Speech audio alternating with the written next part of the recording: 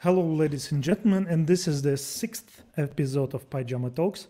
And today we're going to talk about many different topics, but mostly about product management because today our guests, and by the way, not only guests, because it turns out that I'm totally unprofessional and I have zero knowledge in product management. So our guest today, first guest, is Maria Misiuk, and she is the product manager in Rike. Hi, Maria. Hi, everyone. How How are you you doing? today? Doing great. Thanks for having me today. Yeah, what's the weather? You are in St. Petersburg, right? That's correct. And what is the weather in St. Petersburg today? It's surprisingly sunny. Oh, because I'm in Prague and I'm from St. Pete too, but Mhm. today in Prague is totally St. Pete weather. It's cloudy, rainy, it's cold, so maybe something wrong with the weather today. We just exchanged probably like for a day or Yeah, two so we can get like a couple of summer days. yeah, I think so. And our second guest is Alexei Korotic. Alexei is vice president of product in the same company, Rike. Hi, Alexei. Hello. How are you today? You're in St. Pete too, right? I am. Yes. Let me check. Yes, I am. I am in St. Petersburg right now. So weather is the same for you. Sunny, hot, or warm? It is summer weather, actually. That's why I'm wearing this summer T-shirt today. Yeah, really patriotic, I would say. And yeah, so actually, I will jump out for a minute. And Maria, it's your time. Cool. Thanks a lot. All right. Thanks everyone for joining. Alexei, it's nice to have this kind of conversation with you about product management. And thanks, Eugene, for having this chance to have a little spin-off, not talk about engineering stuff, but talk a little like product management. So today we'll be talking about different things, right? Like, I would like to like ask you sort of questions about like how what it feels like, what it means to manage a team of product managers, right? And also would like to share your thoughts on what makes a good product manager, like from your experience, from overview that you're getting.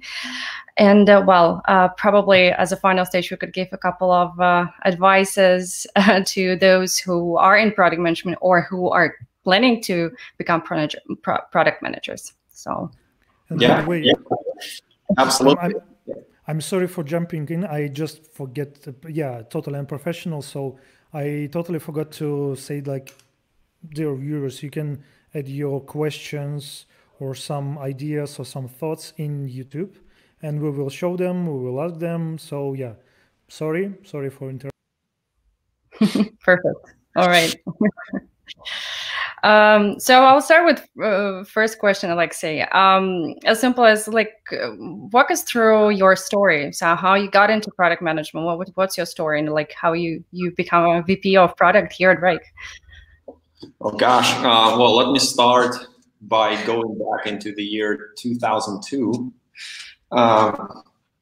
So this is when I joined a startup at that time, right? So it was a company that was building software for managing IT infrastructure. So if for those of you who are as old as I am and located in St. Petersburg, the company name is Aelita Software. So it was founded by two very smart Russian citizens. And since that, it actually took off. And now the same founders actually are owners of another company called Veeam. So very popular, very famous as well in the IT world.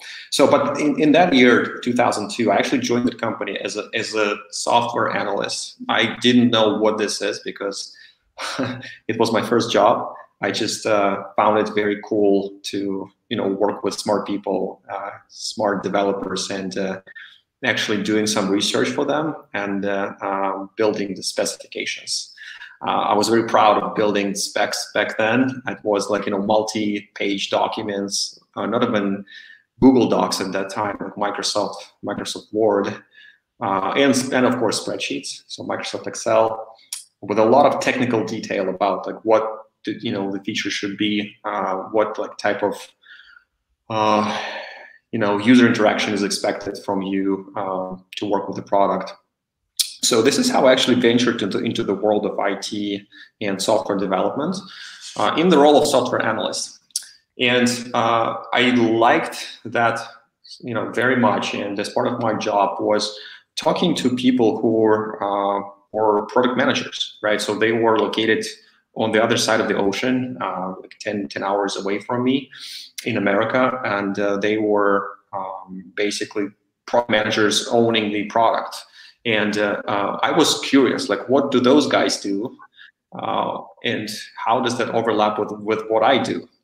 And my curiosity led me to actually becoming a product manager within the same company, which was quite a long journey, I should say. So I was actually one of the first software analysts who made it to product managers in that company, and kind of like paved the way for others. Along with that transition, I actually moved to the States as well. I used to live there for 7 years, and this is where I knew much more about the product management as a role, especially on the other side of this, like not close to the technical team, to the engineering team, but closer to the business. Like, I realized that product management is not just about working with the development team and building features, but it actually is much more. It's owning the product, right, and being the interface to the product for so many people around you, sales, marketing,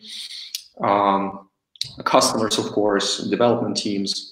So yeah, this is how I kind of understood what product management is. And then one sunny day in California, I think I got a call from my good friend of mine who is now head of engineering at Wrike. So his name is Yuri, and he said that he decided to change jobs, and he found this exciting startup called Wrike. So I wished him well. I was like first not sure why he made the decision, and like that's a lot of risk and uncertainty.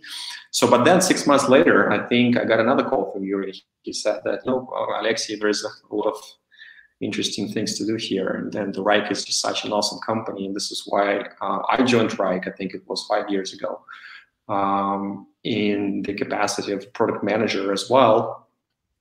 And yeah, I mean, 5 years flew by. I could hardly notice, but through all those 5 years, so many changes happened to like my role and to my responsibility. So now I am where I am. I am, just working with a brilliant team of product managers, product analytics, UX designers, and we all are trying to build the best collaborative work management solution in the world, which is Wrike. Sorry for the elaborate answer. Yeah, it does. So it's a great story, right? I totally agree that for some reason time flies at Wrike. So it's almost 5 years for me.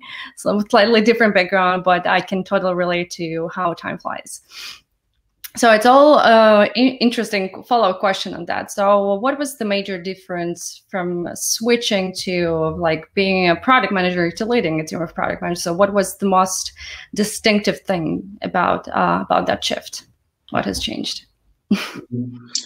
From being a product manager to leading, yeah, leading the team. Yeah, wow, that's a great question.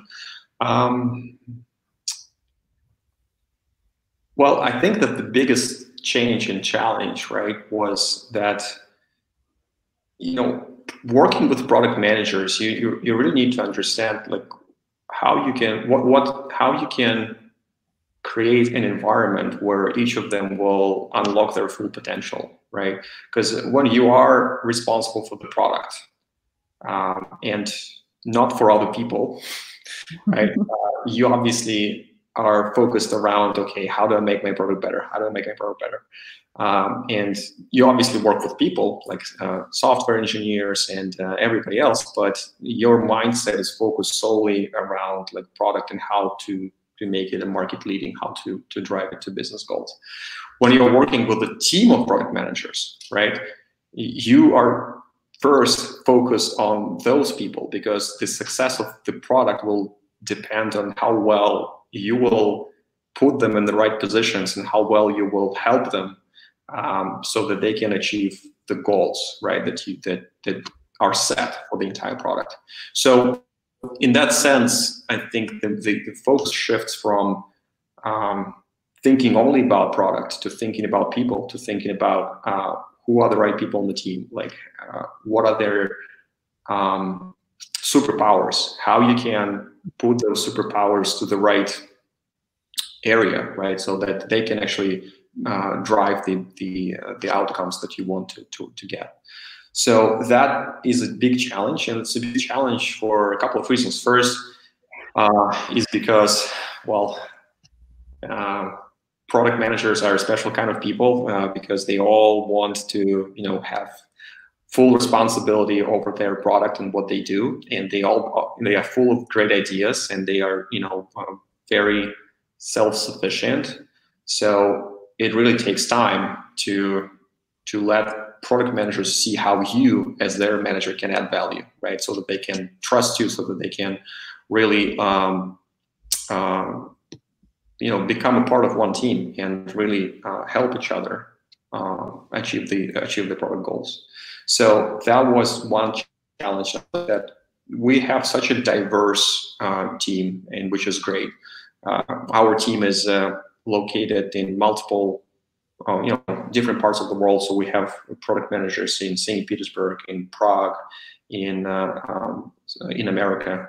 We have remote product managers located in Europe as well. So it's different mentalities, it's different time zones, it's different backgrounds, and you really need to connect with all of the people. You really need to understand how to put them in the best position to drive value, to really unlock their full potential, right? And those cross-cultural, cross-continental challenges are real, and it takes time to take care of them. And lastly, it is difficult because you, as a leader of product managers, obviously want to split your time between the product itself and the team management aspect. Like, there is no way I can only I can forget about the product, right, and focus only on people. You have to find the right balance, and usually it's very, very tricky to do, right? Like, we all have ideas, we all have our own biases, we all have our own opinions. So having that constant dialogue between with different people on the team, and also mapping your vision of what we need to do to the vision of other people. This is the most challenging aspect, right, that I see and deal with on a daily basis. That's amazing, Alexey, because I was about to ask about the challenges of managing a team of product manager, but I got ahead and answered that question already. So definitely, when I was preparing for this, I would just imagine you taking the role and imagining what product managers do. Not only imagining, but it must be a challenge to manage a team who are full of ideas, as you mentioned, also who have their own opinions, right? Who quite self-sufficient, and they're sort of leaders themselves, right? So that was interesting to get your perspective from that. And then I guess that there should be a very split between people management and such, and thinking about the product itself. So moving forward, today we're more focusing on actually on the people aspect of that. You probably went to thousands of interviews interviewing for product managers, right? So I'll start with probably one big question. If you are to choose one characteristic, skill, or whatever you call it, which is a best predictor that this product manager will be successful? So what would it be? Only one. All right. We'll dig deeper, and you'll have more options, more than one. But let's start with if you had to choose one, what would it be? Great. Yeah. You know what? I would say that would be the inquisitive mind, right? So what I mean by that, sometimes I actually feel and think that the children are actually the best product managers, right? They don't know that they are, but they are. Why? Well, because they can ask the key question, why, so many different times until they actually get to the root of the problem, to the root of things, right? So that they can actually understand how things work. So, and I think that if you just wonder every day, like how the world works, right? How things are connected, like why people do certain things in a certain way. If you try to ask this question, why, multiple times to yourself, right? Thinking about a particular problem or even a hypothetical problem, which we do not even have yet. So that makes you naturally build for,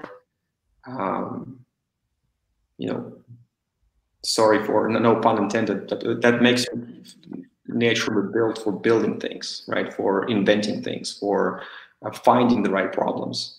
So, and this is what I value the most. I value the most in people I talk to. And you don't have to be, like, product management is not the university degree, right? You cannot just go to the university and then come out of this with this nice piece of paper saying that now you're a product manager, right? Some companies do that. They give you this certificate that you're a product manager, but what makes you a product manager is not that. It's your analytical mind. It's your ability to question things, to find the problem behind the problem, right? And this is what I call inquisitive mind, like being able to challenge things, being able to just understand on a deep level why people have a certain problem and why current solutions to that problem do not work. That is what I value the most. Awesome. So it's it's a good comparison with kids. I guess that those people, those little creatures, kids, they are asking very unexpected question that nobody probably, someone from grown-up team wouldn't ask, right? So it's really a great comparison. So now I give you a little more chance to probably talk about in greater details what makes a not a group manager, but a product manager.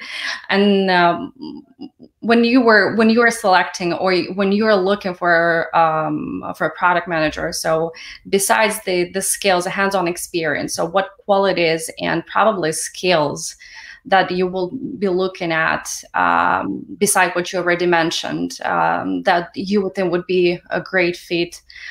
You could talk in general, or you could talk about the Greg specifically, so you can make that distinction. Mm-hmm. I think it would be interesting for the audience to know.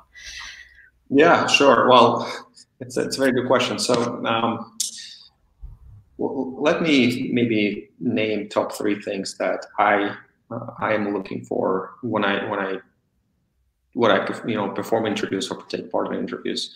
So first thing that is important, I think, is the sense of ownership. Right, and this is a very difficult thing, right? Because if you think about it, like everybody wants to own things. Like, okay, I want to be able to make decisions, right? That's probably one of the popular reasons people actually want to become product managers, right? That actually what pushed me to develop from a software analyst into a product manager, because I felt like I can make decisions, and yet those decisions are being made by someone else and not even having that level of expertise that I do, right?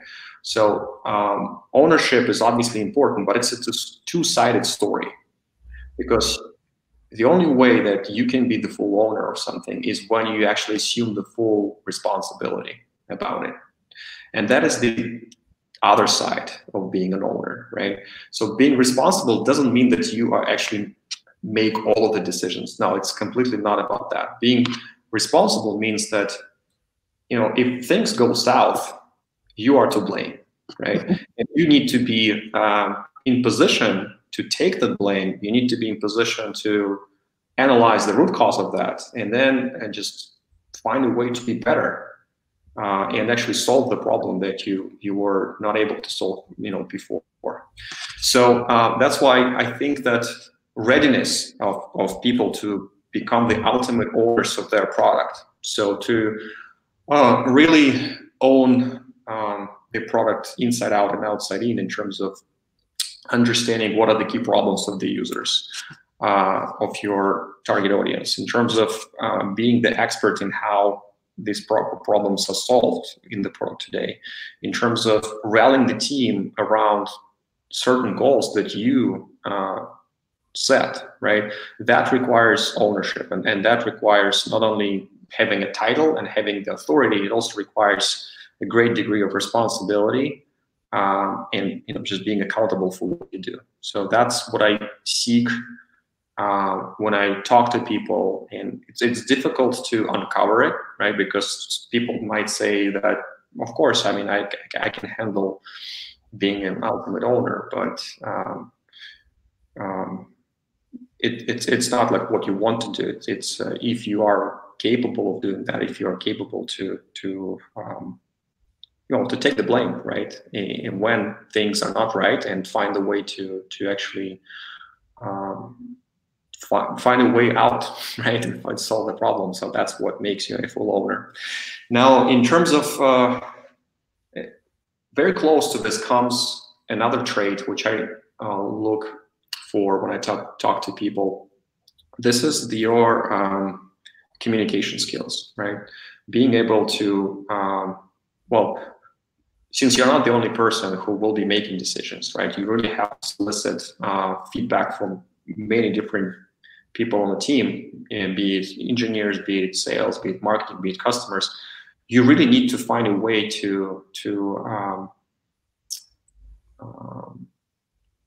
get that intelligence from everybody, right, of your stakeholders and everybody, team members. And that in turn requires you to be a person who knows about empathy, who can connect with people, who can really find a way to and adjust to the style of specific people when you talk to them, right? So it's one way to talk to, for example, software engineers, which could be pretty closed, right, people, and not willing to talk sometimes.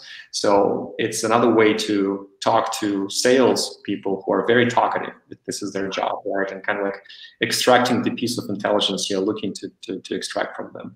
And obviously, talking to customers is also important. Like, you need to bond with them. You need to show them that you are genuinely interested to solve and address their problem, which requires you to really kind of like be on the same wave with them as you try to do your discoveries, as you try to validate your solutions with them. So communication overall, I think, is the best and most important tool for the product manager. And if there was just one thing that I would teach people at school or in the university, right, so that they would become great product managers, I would teach them communication, right? So how they can connect with people, how they can always, play a role of a psychologist sometime, right?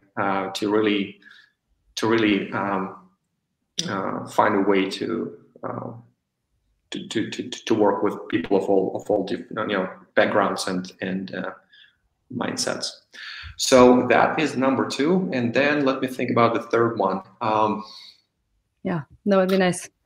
I think that this is what I already said, but maybe I'll just reiterate that in a different way. So I think that your mindset is also important, right? So I think that product managers that become really successful in their career are those that have so-called analytical mind, right?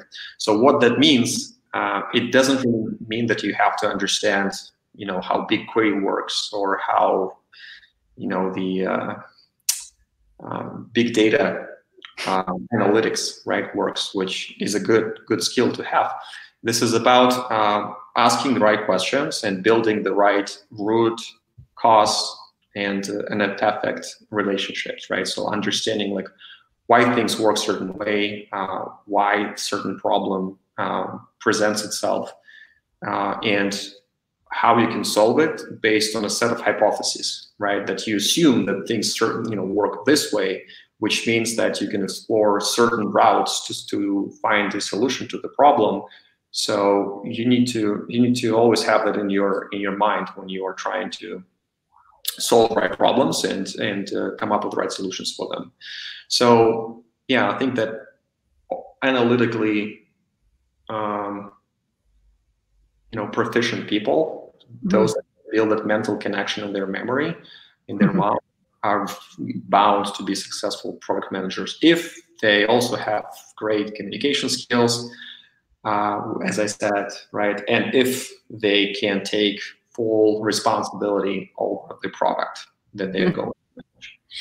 Yeah, it sounds like it's a great mix of skills, and I believe it's an easy mix to find.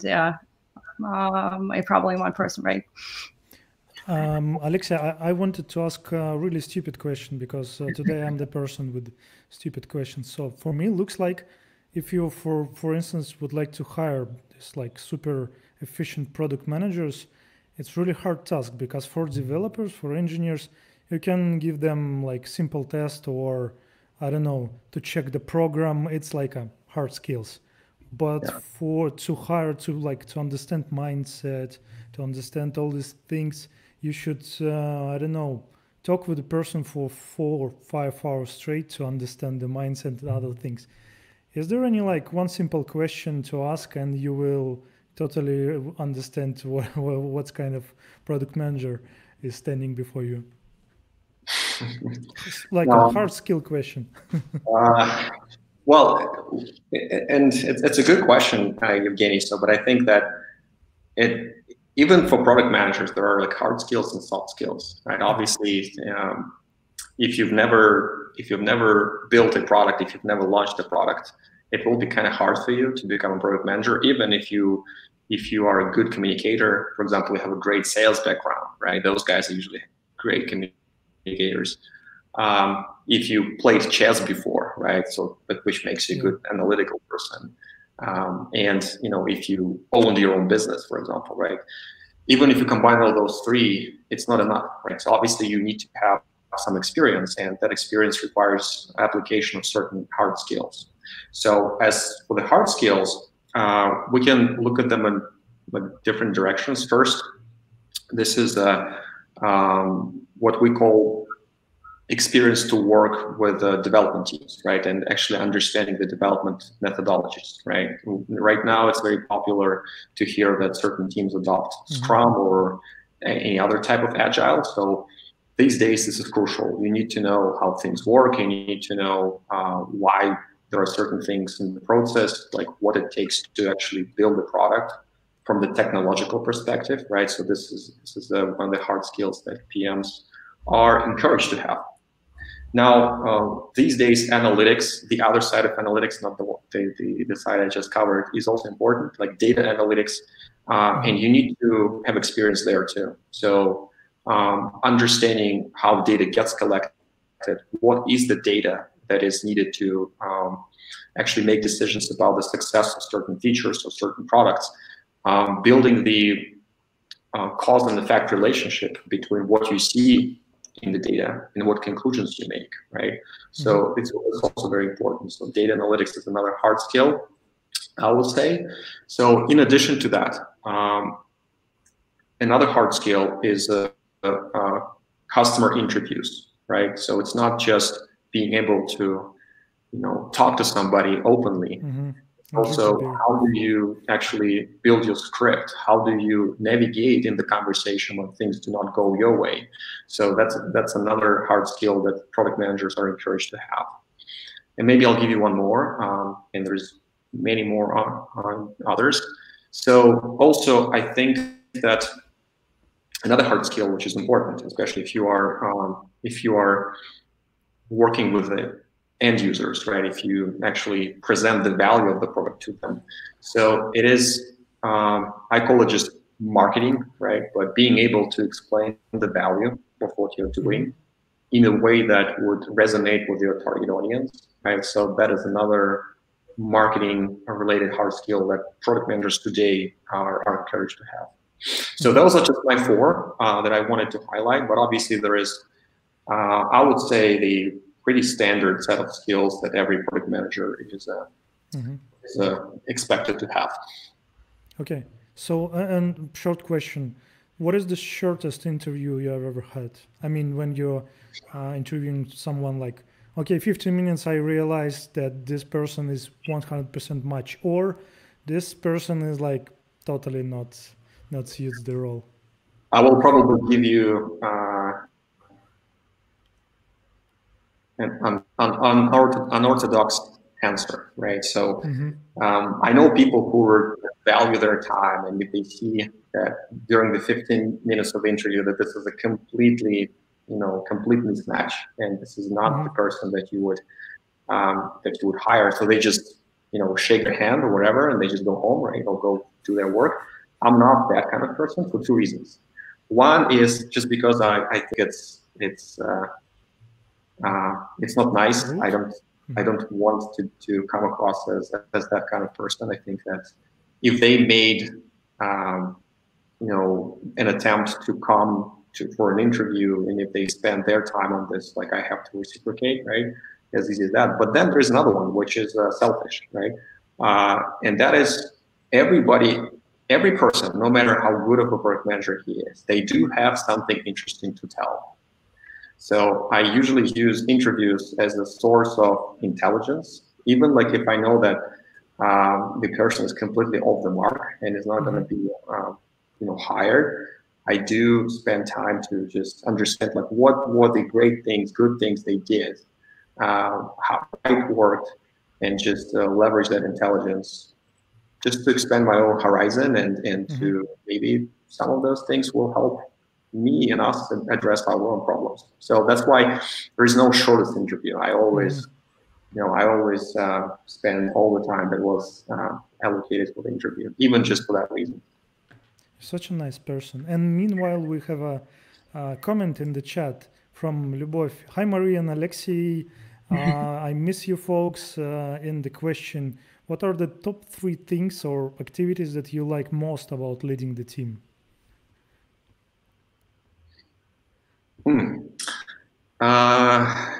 Yeah. Well, first of all, Lyubov, hello. We miss you too. So hopefully our paths will cross sometime again.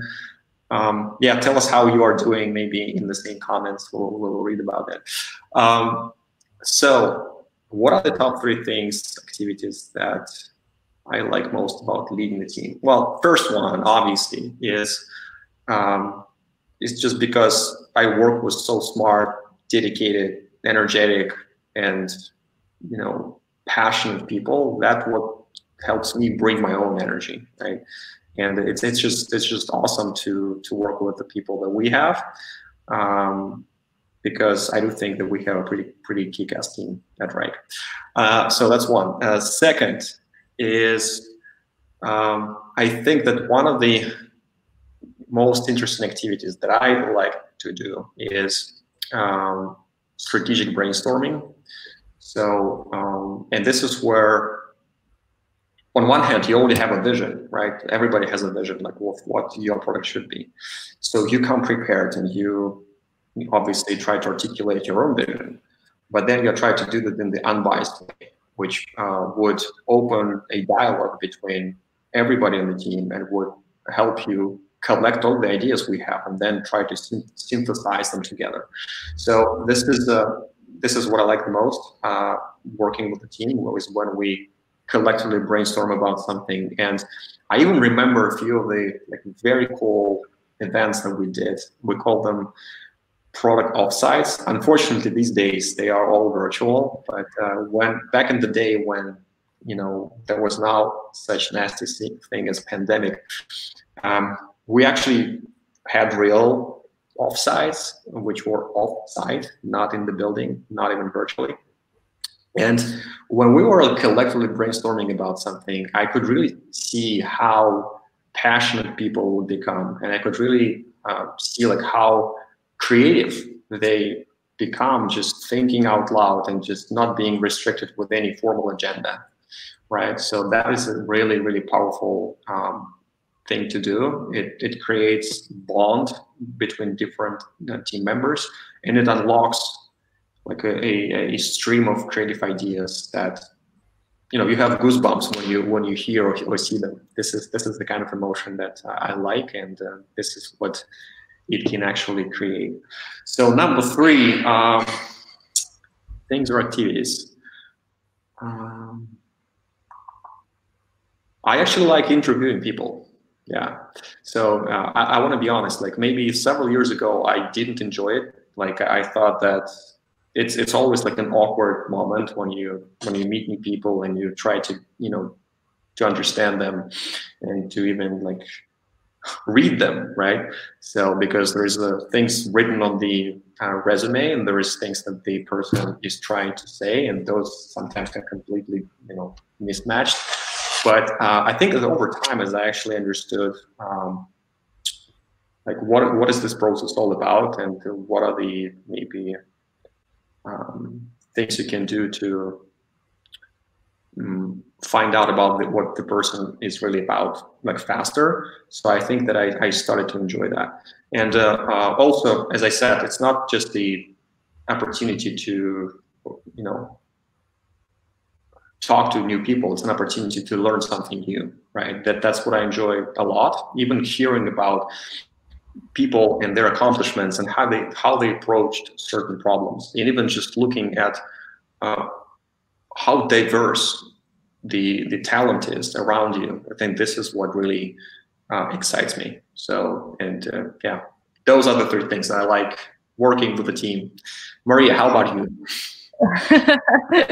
I think it's great. It's a great thing that you highlighted.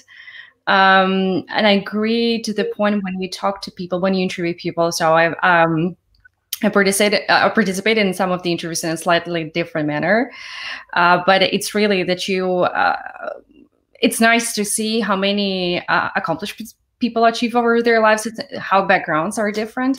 And then I actually like that piece of diversity, because when such people with absolutely different backgrounds, cultural, professional, and so on, they come into one team, so they can take a fresh look on something that you already been looking at and you couldn't figure that out. So I think that brings that sort of creativity, and I totally agree with you on that. You mentioned those interesting events internally that we have offsites when we gather all together, have some strategic sessions, as you mentioned, and we're discussing, and there's a flow of creativity. But we're living in different times right now, right? And well, even though if we are a diverse team located across many places in the world, but at least for offsite, we were gathering together and we had a chance to sit in one room and discuss the things. And I know we have an offsite of our own upcoming next weekend. It's going to be, I think, our 3rd or 2nd offsite, which we do remotely. By looking back, so how do you think that changed? And did you find, as a product lead, as VP of product, to keep that creativity flow going? And if yes, so what's your advice?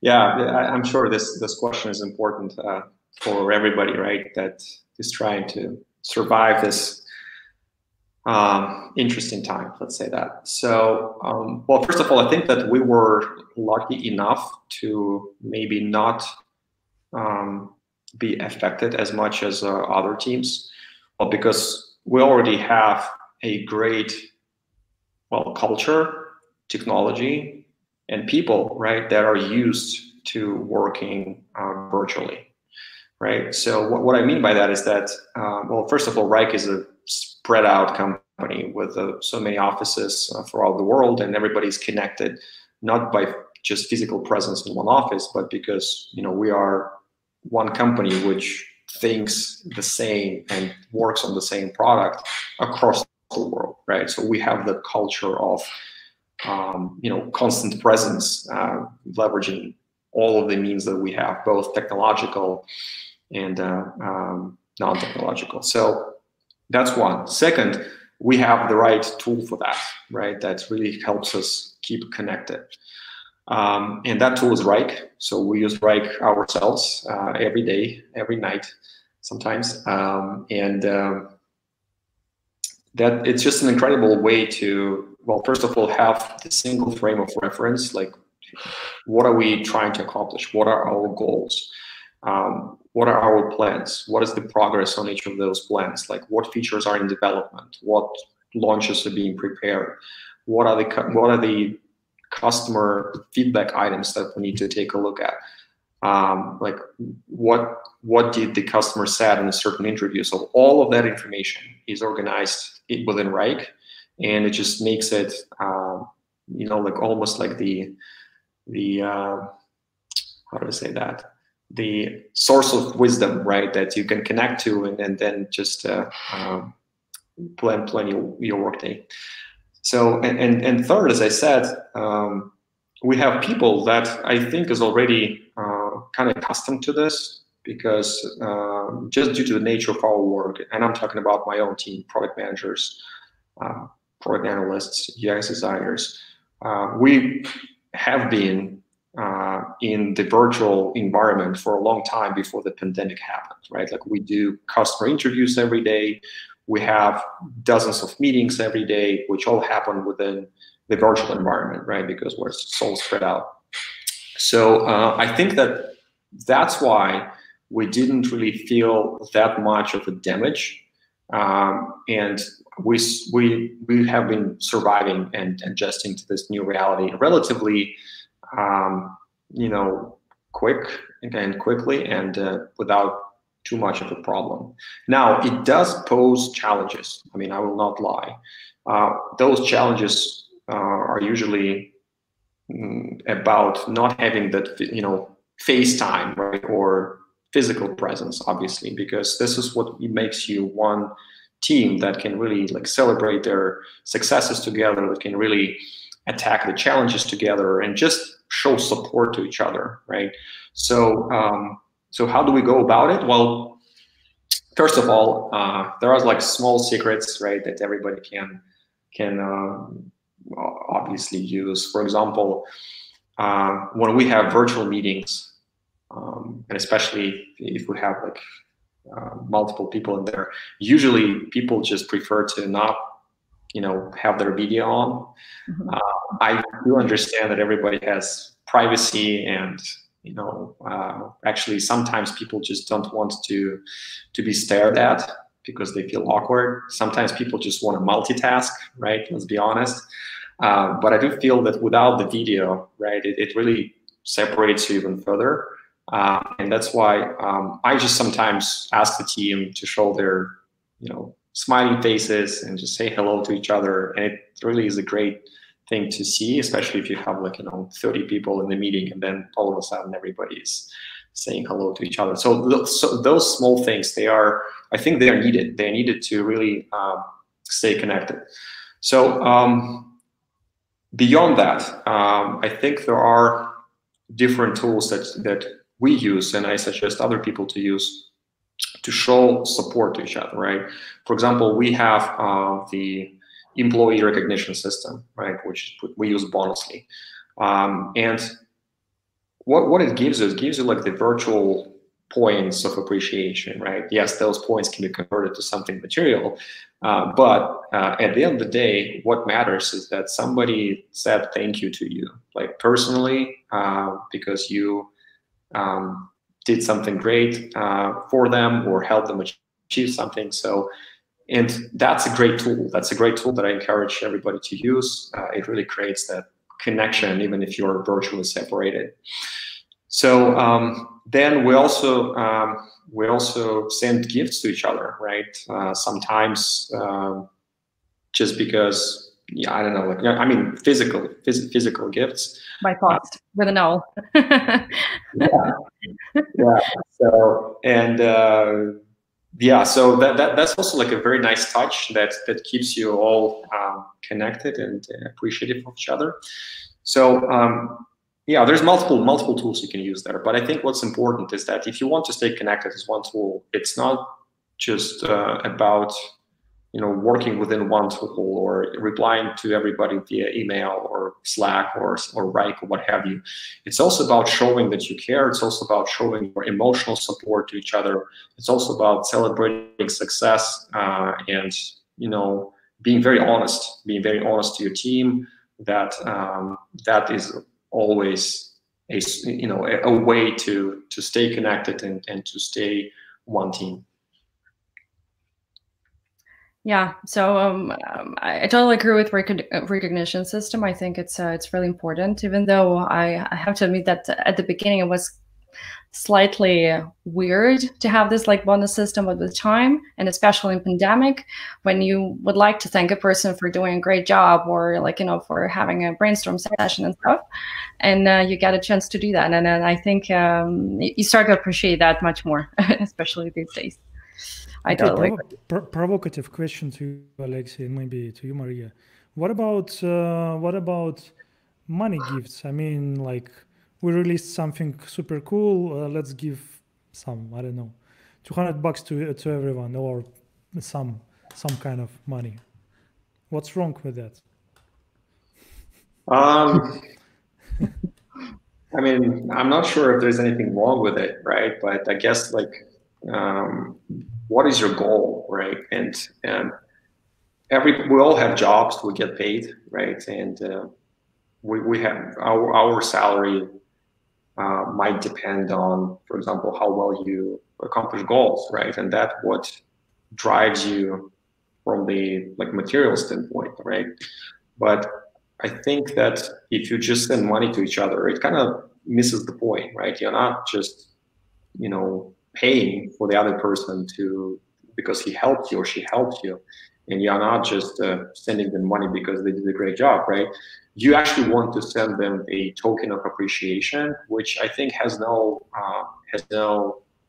monetary equivalent. Sometimes, like 10 bonus points that you send to the person who has never heard from you before, and was lucky and you were lucky actually to work with a person on something interesting and great. That what leaves the ongoing impression, right? And that's what really motivates you as a writer, right? So yeah, that's why I think that there's nothing wrong with it. If you want to pay for a job, right, that somebody did, but I think there's more effective ways to do that on a corporate level. On a personal level, I think that money is not what motivates people. It's actually the sense of accomplishment and the shared feeling of success, if that is a result of the teamwork. Mm-hmm. And by the way, another question in my mind is that, so do you know there is a book about like people management, how to shepherd the cats? I think it's in English or something like this. Yeah. And is it the same with the product managers? Because like product managers, every product manager have some visions, have some thoughts, and I think it should be really hard to somehow combine them, and somehow they should move in the same direction, right? But everyone from the team have different vision and different opinion on everything. How to somehow combine it and convince them, hey, we are moving in this direction. Yeah, I think I slightly touched on it before, but I think it's a good question, right? And as I said, it's one of the unique challenges about managing the product management team, right? Because as I said, everybody's so independent and everybody's so smart, right? There's nobody that needs assistance, right? Everybody is full of his own or her own ideas, and what is difficult is to actually synthesize all those ideas and also build a framework within which everybody would be rowing in the same direction, right? So, and that is something that I actually enjoy doing. I think it's obviously teamwork. It's not done by only one person on the team. It takes a lot of different iterations, a lot of different attempts. It starts with setting the right product strategy, right? So which everybody would buy into and completely understand, like what is our North Star, how are we going to get there, what are we doing, what are we not doing for that. So this is where it starts. Now, is this done by just one person? No, this is the team effort, right? Which happens in both directions, kind of top to bottom, and then bottom to top. So, and this is what those things connect, and this is how the strategy is actually built. Now, once we have the strategy, and once we have the team buy-in, you need to set the right goals for every product manager, because the goal is actually the perfect tool on one hand to hold product managers accountable. Mm-hmm. On another hand, it's a great tool to give them the freedom of finding a way to reach that goal, right? Which doesn't limit their creativity or doesn't limit their thinking process. I mean, they're pretty flexible how the goal can be achieved. So goal setting as part of the strategy building is a very important tool for every product leader, right? And unless you do your goals right, no other things matter, right? So start there. So strategy plus goals, then as goals are set, as teams start to work on them, right? You still need to have the mechanism to track progress, right? And to reevaluate your strategy and the progress you've been showing, and make a decision whether a pivot needs to be made or not. So, and for that, there are other tools, right? Like, for example, how do you evaluate, in the middle of the quarter, if everything is tracking in the right direction? So at Rike, we use Rike for that. So there's all kinds of, there's all kinds of events and tools where we align on the progress, where the progress is being presented, and not only from the pure reporting standpoint, but also from the standpoint of acquiring feedback and then helping product manager actually make the next decision, right? So because things always change, and even if you set the brilliant strategy, even if you set the right goal, then you run into obstacles. So how do you make those critical decisions? Like, what do I do next, depending on how the situation presents itself? So, and we have all kinds of advanced tools and to really solve that as a team as well. So those are the most important things to me, right? That I think unless you implement them, it will be very hard to row in one direction and build the right product. Mm-hmm. Cool, thanks. And actually, we already 50 minutes online, and that's a lot. So, and we have one question. By the way, dear viewers, if you have any question, please ask them in YouTube. And we have another question. It's actually not from YouTube, but from internal chats. So people want to know, and I will ask Maria first. So there are a lot of things happening on the market and a lot of competitors, and it's always hard to find the new ideas, like new ways how to think, because you should find something super new, super cool, something that our competitors, they don't have it. So how to do that? How to find new ideas for the product? So I guess I have to have to answer first. It's a question that I've been asking myself, right? I think I don't think there is a formula for that. So I think it's a mixture of factors that come in together. This could be, I don't know, an idea comes into your hand, just like, your work happening, you were thinking about it. There's a question, right, that you've been pausing yourself for some time. I think that can grow within a team discussion sometimes. When one starts an idea, then another person develops that idea. And that could be something really fresh, just because we're sitting all together and thinking about the problem. Well, I don't think I have thought about, but I think these two, ways of coming up with new ideas, and I don't know if Alexei has a better vision over how this happens, but I think it's not very much controllable in terms of something really new that someone has come up with. I know that in Silicon Valley, in some media, there is one thing.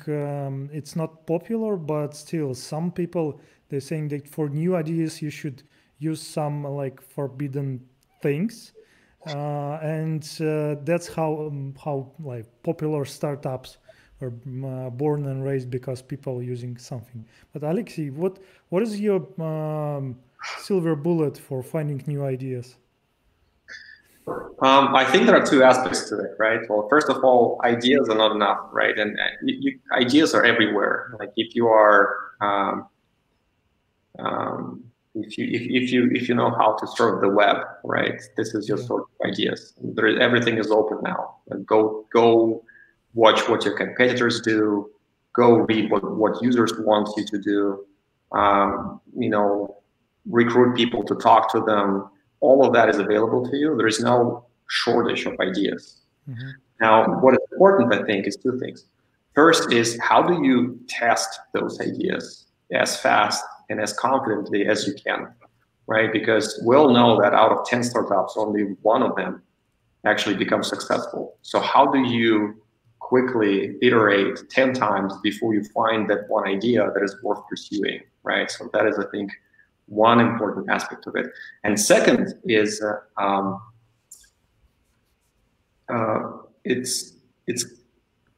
it's not just like, it's not enough to have one abstract idea of what you want to do, right? Because let's say you decided that you want to build like the next great spreadsheet tool.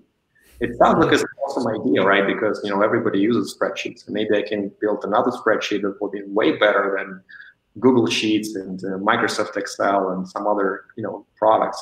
But you really need to like dig deep enough to study that idea, right? And to really formulate like why you think that this idea is really going to yield a sustainable business or product, right? So that is the tricky part.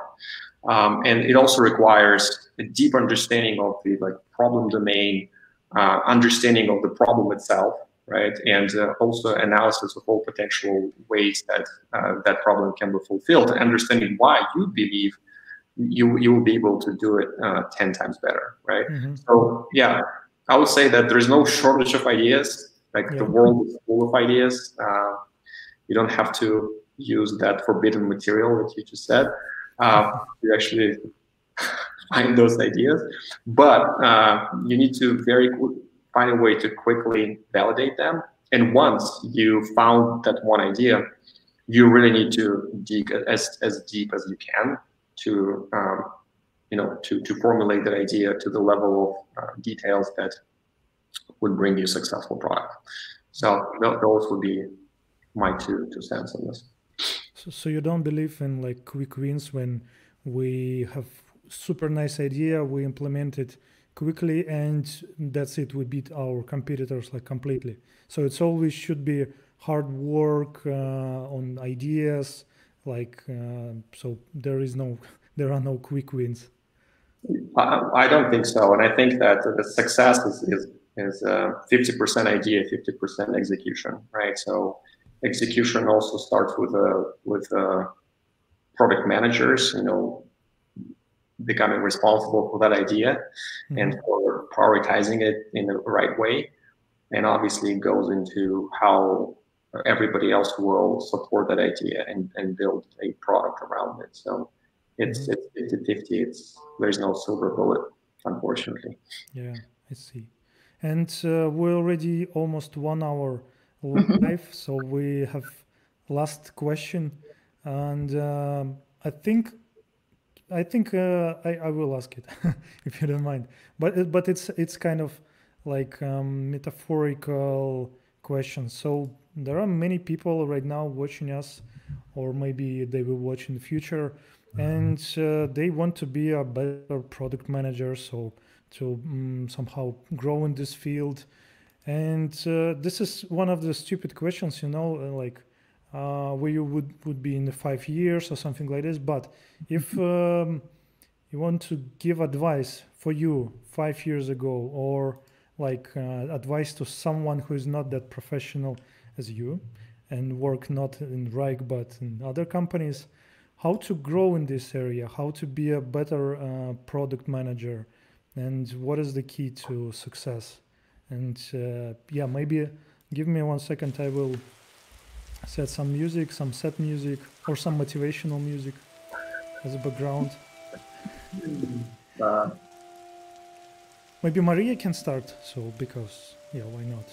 Or we can jump to Alexei. Yeah, I think Alexei would probably give a great advice to the audience on how to become a great. I think that one piece of advice that I would give to myself 5 years ago, right, is that you don't have to do it all yourself. You know what I mean, right? You are not the smartest person in the room, and it's just you just cannot do everything exceptionally well. If you want to be a great product manager, you need to understand how you will rally the team, and how the team will really bring success, right, with the product that you're building. So that's the advice to myself, like 5 years ago. So yeah, and the sooner you understand this, the sooner you will build the team and find a way to motivate it, find a way to put everybody in the right position, and find a way to unlock everybody's talent. The sooner you will show impact to the product that you manage, to the business that you're a part of. That would be my recommendation. Obviously, it's not the only one, but that probably is the most important one. Yeah, and I think that's it, because 1 hour it's a lot. And yeah, thank you very much. It was super actually motivational. And thank you, Maria. Thank you, Alexei. And I hope we'll see you in the next episodes, because we will continue our maybe another spin-off with the product management. Why not? So thank you very much, and stay tuned. Cheers. Bye.